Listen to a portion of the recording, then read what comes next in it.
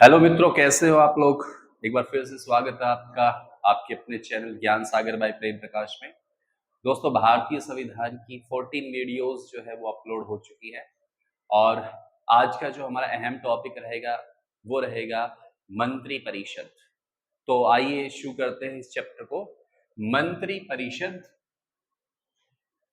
मंत्री परिषद। लेकिन अगर मंत्री परिषद की हम बात करें तो कौन सी मंत्री परिषद? तो केंद्रीय केंद्रीय मंत्री परिषद। केंद्रीय मंत्री परिषद की हम बात करेंगे। केंद्रीय मंत्री परिषद का जो विवरण है वो है संविधान के अनुच्छेद 74 में, क्योंकि 75 में प्रधानमंत्री आता है। लेकिन अगर हम राज्य स्तर पर जाते हैं तो राज्य में भी क्या होती है, वो कहलाती है राज्य में मंत्री परिषद। मंत्री परिषद, तो राज्य की भी तो मंत्री परिषद होती है।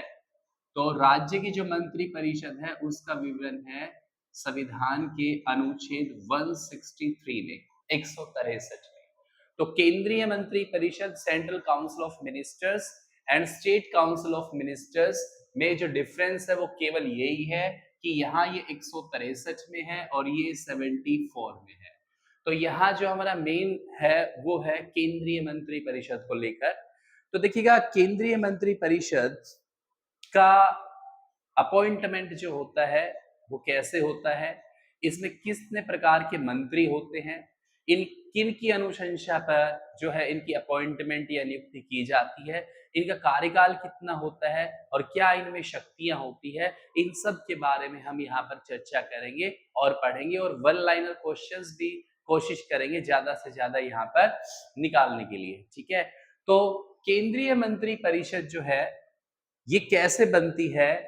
तो जैसे ही इलेक्शन होता है किसका, लोकसभा का, तो लोकसभा के चुनाव हो जाने के बाद जिस भी दल को सत्ता में आना होता है, जिस दल के पास बहुमत होता है, उस दल की सरकार बनती है और लोकसभा का नेता चुना जाता है। लोकसभा का नेता ही प्रधानमंत्री नियुक्त होता है और प्रधानमंत्री की सिफारिश पर ही केंद्रीय मंत्री परिषद की जो है नियुक्ति की जाती है। लेकिन यहाँ पर जो सवाल है वो ये है, केंद्रीय मंत्री परिषद की नियुक्ति क्यों की जाती है?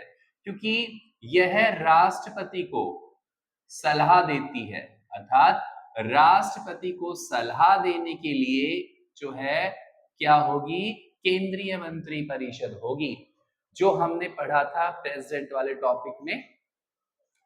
अब सवाल यह है कि जो प्रधानमंत्री होता है, प्राइम मिनिस्टर, प्रधानमंत्री ही क्या करता है, राष्ट्रपति को सिफारिश करता है किसके गठन के लिए, केंद्रीय मंत्री परिषद के लिए। वैसे तो आर्टिकल 52 में कहा गया है there shall be president of India, और केंद्रीय जो है कार्यवाही, कार्यपालिका, वो सब राष्ट्रपति के नाम पर चलेगी, संचालित होगी। लेकिन राष्ट्रपति किसकी सलाह पर काम करेगा, केंद्रीय मंत्री परिषद की सलाह पर काम करेगा।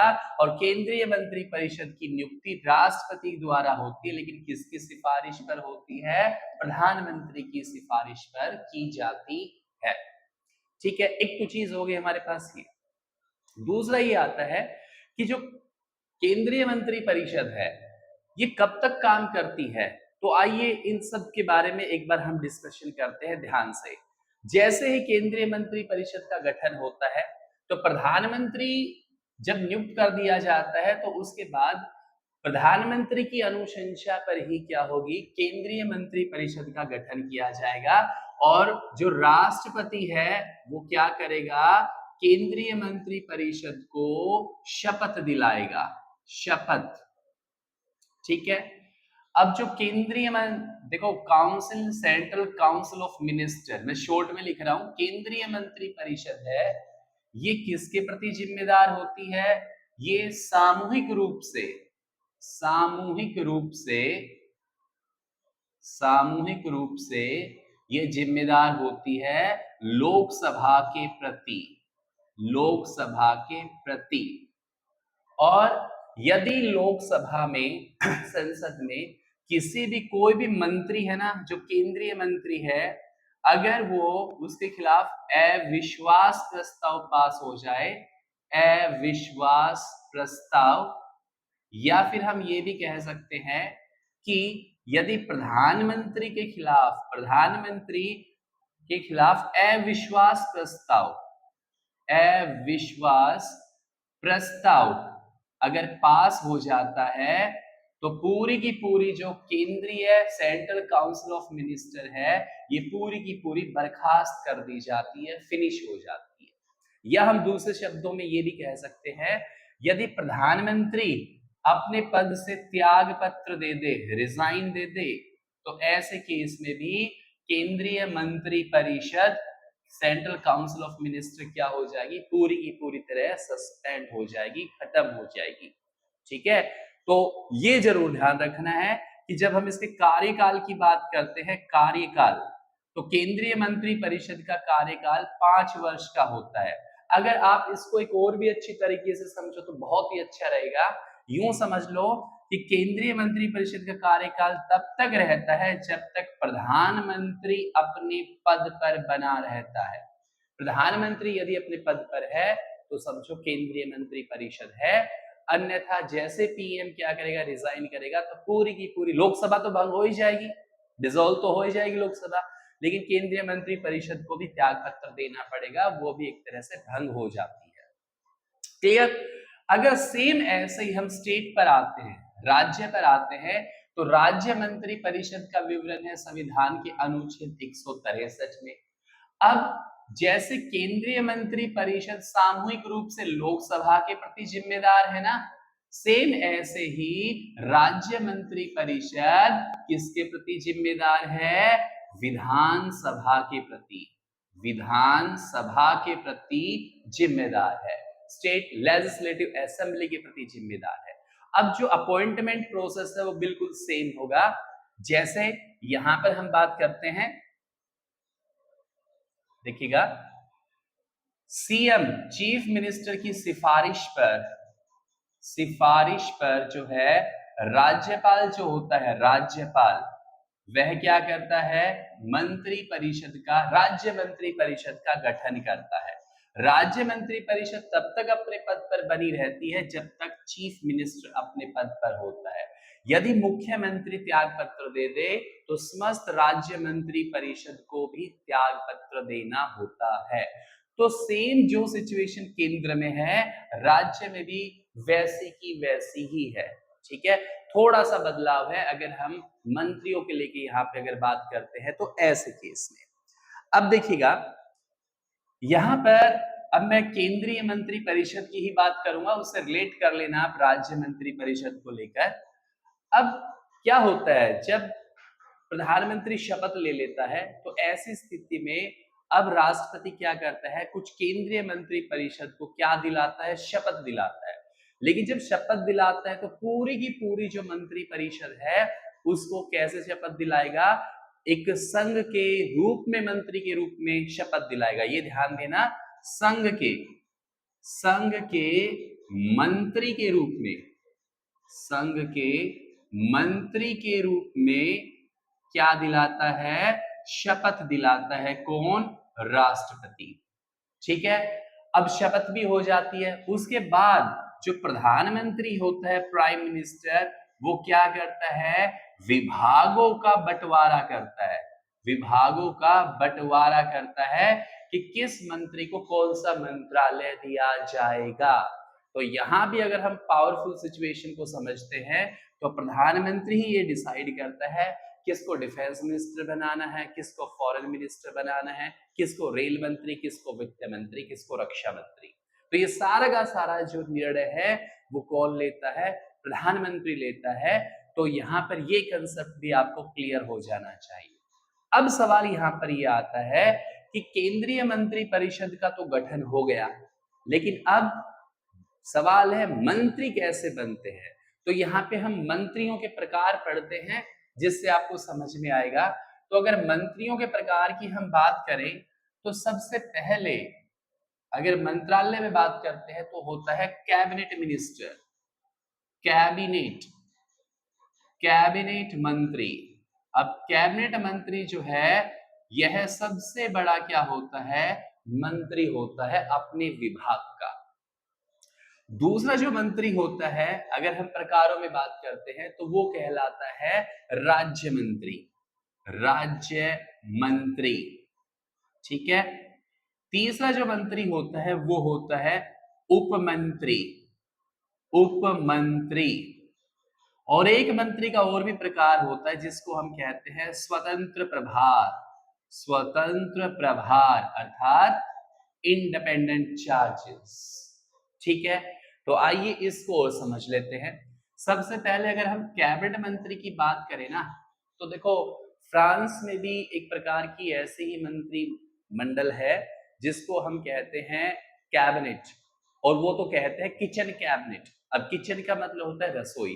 तो इसमें वो मंत्री होते हैं जो विशेष होते हैं, ध्यान रखना, खास होते हैं।